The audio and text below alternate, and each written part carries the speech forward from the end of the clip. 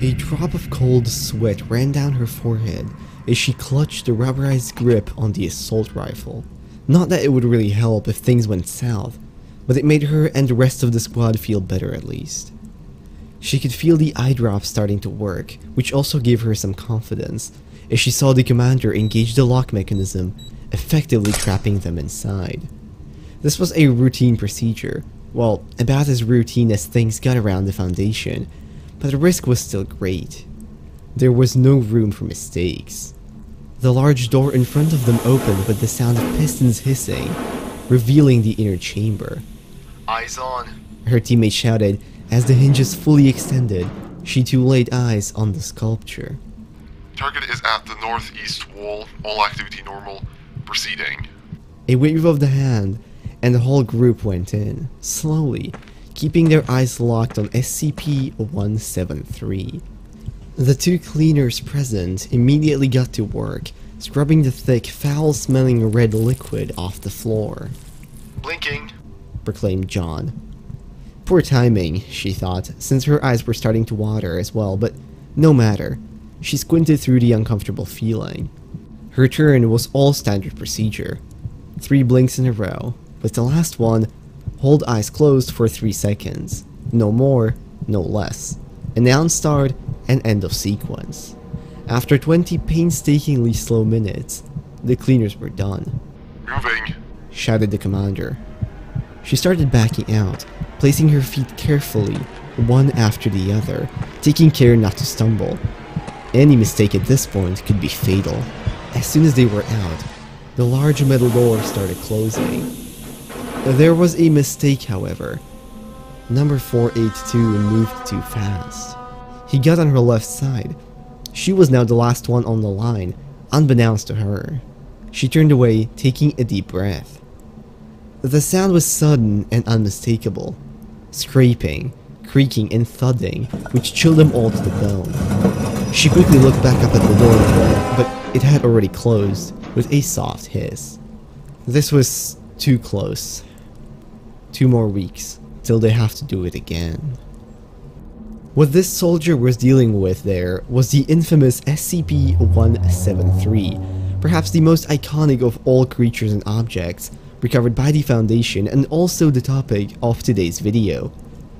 I'll tell you everything we know about it, including origins, looks, behavior, and containment, so you have something fun to think about next time you're trying to fall asleep. So without any further ado, stretch your neck, get some eye drops, and let's go. Now let's start with the looks and continue from there. SCP-173 is a humanoid concrete sculpture with traces of rebar and, on the inside, coming in at around 6 feet 5 inches or 2 meters in height, and 468 kilograms, which is just over 1,000 pounds in weight. It is mainly beige and brown in color, though its upper body is decorated with a substance close to Krillon brand spray paint, in a way which resembles a face. Chemical analysis of this concrete has shown no abnormalities, and given no further information, you'd be forgiven for thinking that this is nothing more than a admittedly grotesque looking art project. This is, however, where the meat of the story comes in. See, SCP-173 is marked as Euclid, and that's mainly because it's extremely hostile. Should the line of sight between the statue and a theoretical observer be broken, it will animate, moving at speeds of up to 90 kilometers an hour in an attempt to close distance with any living organism in its vicinity, and subsequently kill it using various methods, though the most common one is snapping the neck at the base of the skull. Should line of sight be resumed while the statue is moving, it will immediately cease all activity and become motionless yet again. The current system it uses for locomotion is unknown, though personnel do report sounds of scraping stone from within its chamber while no one is looking, so perhaps it does still move using its legs and arms. Here it should be noted that the reddish substance described in the initial story is a mixture of blood and feces, regularly produced by SCP-173, which has to be cleaned bi-weekly. The origins of the substance are unknown. The blood has been confirmed to be type O negative, but further testing was inconclusive.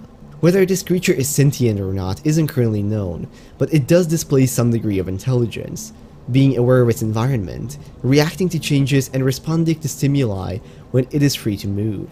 As mentioned previously, it is also highly aggressive, attacking any human that enters its cell, but it has also been seen attacking non-humans and even animated objects.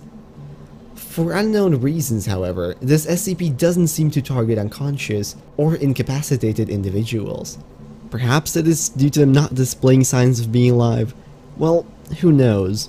But of course, due to all these factors, it must at all times be kept in a locked container, and in the event that personnel have to enter its chamber, there must be no fewer than 3 at a time, all of whom have to follow very strict procedures, including alerting each other when they're about to blink.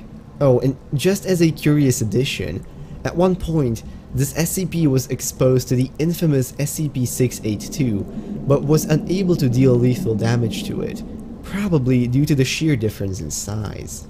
And there is technically also a revised story for this creature on the official wiki, which states that it supposedly has the ability to reproduce, first splitting into 2 and murdering some D-class personnel, later even splitting into many more. However, I'm not sure whether this information should be considered canon as of right now.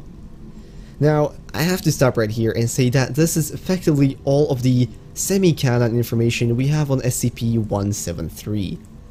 How it came to be, how it was first captured by the Foundation, or any of the history isn't known, or at least I wasn't able to find it. Well, besides it supposedly being captured in 1993. But there is still a few more things to mention before we end this off. Curiously enough, SCP-173 is actually the first SCP to have ever been written, appearing on the 4chan's paranormal board back in 2007, with the most commonly used photo being an art piece called Untitled 2004 by a Japanese painter/artist, Izumi Kato, and photographed by Keisuke Yamamoto. After the explosion of SCP popularity, this entity has appeared in several works, including short stories, amateur movies, and even video games such as SCP Containment Breach, where it acts as the main antagonist. Oh, and finally, something a bit more lighthearted. Despite its creepy appearance and truly terrifying abilities, one of the most popular community nicknames for SCP-173 is Peanut, which, given its looks, almost kinda makes it seem adorable. But anyways guys, that is everything I was able to dig up on SCP-173, so I hope you enjoyed and have something new and fun to think about next time you go look at sculptures in the museum. If you enjoyed this video, maybe consider leaving a like, commenting, or subscribing. And if you have any other ideas for SCPs or similar creatures that you would like me to cover, make sure to leave that down in the comments as well. I would very much like to read it. Now with that, I'm gonna wish you all a beautiful rest of today, and I'll see you in whatever next video I make. Bye bye.